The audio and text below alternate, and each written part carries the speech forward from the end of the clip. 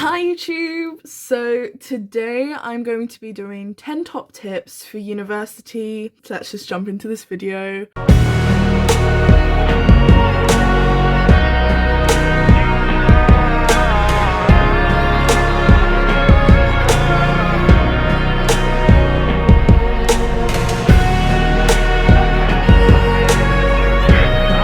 So I'm filming this video. I'm currently in my second year of university doing a business degree. I'm not going to pretend that I'm the best student or anything like that, because trust me, that is far from the truth. But I'm just going to give you tips on sort of what I've learned as being a student, and which isn't a lot, but we're going to try. And then obviously things are a lot more difficult at the moment, everything being online, but you know, we're all pushing through it. A lot of these pointers are probably things that are more specified to when things aren't online, but not much you can do about that. Okay, so tip number 1 is to get familiar with your modules before you start the course. I mean, a lot of the module information only becomes available after the course has started, but I think that as soon as the module handbook, which looks something like this, this is usually what a module handbook looks like, and it just has like information about the module and the exams that you're going to be having to do for that module, and sort of what they expect you. And then they often also have your class schedule, so what you'll be learning in every class and things like that. So even if you do miss a class, you can find out what you missed. I didn't do that in first year. I did not look through the module handbook. I sort of just put it to one side. In second year, I haven't done that. I've looked through the module handbook. I've highlighted all the important stuff. It also does have like the reading that they expect you to do. And honestly, when it comes to writing your essays, the reading is so important because there is actually relevant reading to your essay questions.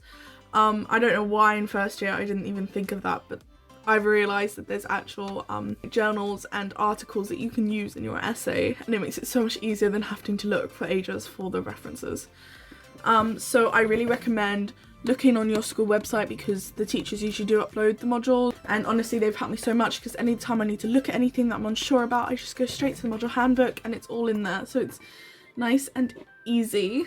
Point number 2. Now this is a pretty obvious point and you're probably sick of hearing it, but it is that you need to go to every lesson. Like, I think in my head I was like, I don't need to go to every lesson because I can catch up at home. Like, it's in a university course, most of it is by yourself anyway.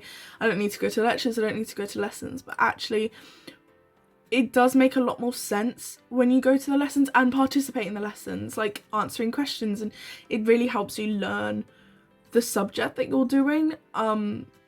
I'm definitely not the type of student that can just sit there and read. I have to like participate in the session, and that really helps me. As annoying as it is, and you're probably sick of hearing it, going to every lesson really does help you out.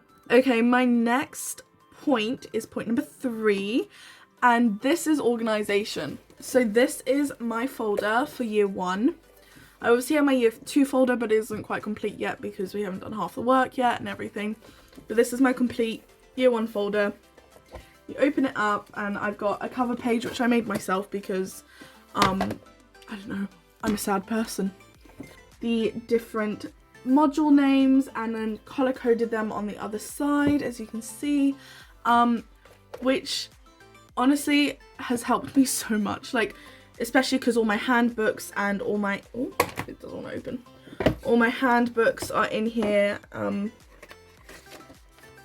and I can just flip to that course, to that module, and I've got a cover page for each module as well, so that I know exactly what I'm doing for that module. After the module handbook, I have also put in the essays that we've done, and then this is the grade that I got for the essay.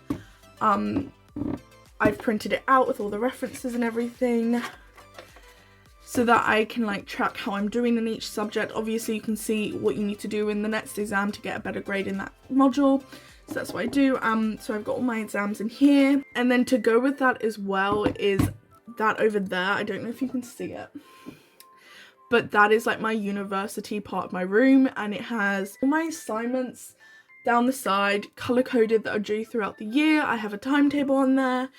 and I have my module names and sort of like what's coming up with that module and what I need to be getting done. I think the more organised you are, the clearer things are and the less stressful it seems, but whereas I think if you don't really know what's coming up, things seem more stressful. My next point is to start your research early. Again, sounds really annoying, and obviously I don't know what each of your courses are like, but with my course, they are very essay based and coursework based. And we do know our essay questions very early on. So I think it's very easy to look at and see what you need to do, what you need to be researching, and it's something that I really didn't do in my first year. I sort of left all the research and writing to a couple weeks before the deadline, but this year so far I've tried to be a lot better with that. I've tried to do research way before I started writing the essay, and even if that's just like lying in bed and looking at articles and just saving them, it helps you so much when it actually comes to writing the essay because you know the information, whereas if you don't research then you're learning the information while you're writing it, and it's just not as effective personally. Tip number 5 also goes along with essays, and that is Grammarly. I saw Grammarly in a YouTube ad and I was like, that's a good idea, because I was writing my essay that was due just after Christmas and I thought that it was a good idea. So I went onto Grammarly and then you had to pay and everything, and I was kind of like, I don't want to pay. But I did end up, my mum actually ended up paying for it for me. Thank you, mum. For a month worth of Grammarly. And honestly, I'm going to struggle going back to not having it because I have been putting everything through Grammarly. I put my essay through and it literally helps your essay so much. It helps you detect any grammar faults, any words that don't fit, helps you make it sound more sophisticated and more like an essay, and sort of changes the wording around and makes it flow better and tells you sort of like where a new paragraph should be, things like that. And I really think that it does work. So if you do have the spare money to spend on Grammarly, and if you struggle for like writing essays, I really think that it's the best thing that I've ever found, I'm not gonna lie. Okay, tip number 6 is to take breaks. Again, you probably heard this advice a lot, but breaks are really important. You don't want to overwork yourself, and I think that is a big problem of when you leave an essay too late, because then you have to work really hard on that essay just before the deadline. So I think doing a little bit at a time is a lot better than waiting till the last minute, and therefore you can take breaks while you're doing it. Like I will start writing an essay and then I'll take a couple days break, and that really helps me because then I don't get too like frustrated with an essay. It's that you can kind of calm down and then come back to it with a fresh mind. Tip number 5 is don't be afraid to ask your teachers questions. Don't be afraid to email them. Don't be afraid to ask them questions, because trust me, they want to help you. In my first year, I did not talk to my teachers. I was too scared to like email them about a stupid question. I was like, oh, they don't want us annoying like first year emailing them about an essay, but in reality they're there to help and they know that you're going to struggle. I mean, in my first year, references I really struggled with, and this year I understand references so well, and I think that just talk to your teachers. They want to help you, and if you do have a problem, they will help you. So email your teacher. They're not that scary. I mean, sometimes they are. Tip number 8 is learn to reference properly. I know how to reference like off the top of my head. We do Harvard referencing style at my uni, and I've done it so many times that I can literally just do it now. Like I don't even have to look at the format that it needs to be in, and it's so much better because I know when I first started referencing, I didn't bother to learn how to do it properly. I was just sort of just typing in the digits, and it would take me forever because I would look at the screen and then look at the paper. Like it took forever, and now I just know how to do it and I can just, you know, done. So I would take the time to learn how to do it properly because it saves so much time when you're writing your essay. And then also to go along with references and essays, I'm not really great on this point, but I know a lot of people say that the way you're meant to do it is while you're writing your essay, write the references at the same time, like put the references into the style at the same time. Personally, I don't do that. I write my essay and I put in, I color code which ones I haven't actually referenced properly yet, so that I can go back to them later and make sure that I add them to my bibliography at the end. Which means by the end of the essay I'm sat there referencing like 50 different sources, but you know, I think that for me that's the easiest way to do it, because I don't like being taken out if writing my essay to reference.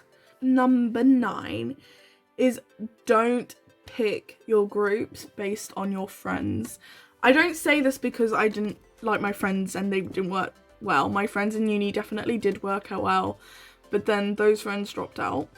And then the next year I sort of paired on kind of people that I like. I mean, I like everyone in my course, so it wasn't really a problem, but I think that you shouldn't really just do it based on your friendship group. I think every task is different, and when you start to sort of get the people in your course, I think you should be more tactical about it and sort of try and group yourself with people that you know are going to work hard, that you know are good in those areas, or be prepared to do a lot of the work yourself, because those are the alternatives. And then tied in with that is don't do the bare minimum. I did this a lot in the first year. I just did the bare minimum and then was left with some pretty bad grades. So I think definitely, as annoying as it is to do a lot of the work, it is going to pay off. And I think as well, don't be too stubborn about this is their work, they need to do it. You need to, if someone isn't doing the work, you need to pick up their side of the work, because at the end of the day, the grade is going to be reflecting everyone in the group, which is you. And so just because they didn't do their work doesn't mean that you should bring your own grade down. So as annoying as it is, and you know, group work is never the funnest thing, but you should just do it. Okay, so my last tip for you is to do your best. Honestly, I put so much pressure on myself in the first year and I didn't do too great and I was pretty upset about it. But I think at the end of the day, just try and do your best. We're all living through like pretty hard times right now. Obviously, online uni is such a pain and it's not to the standard that we're usually used to. So I think that you've just got to get through it. So just do the work, guys.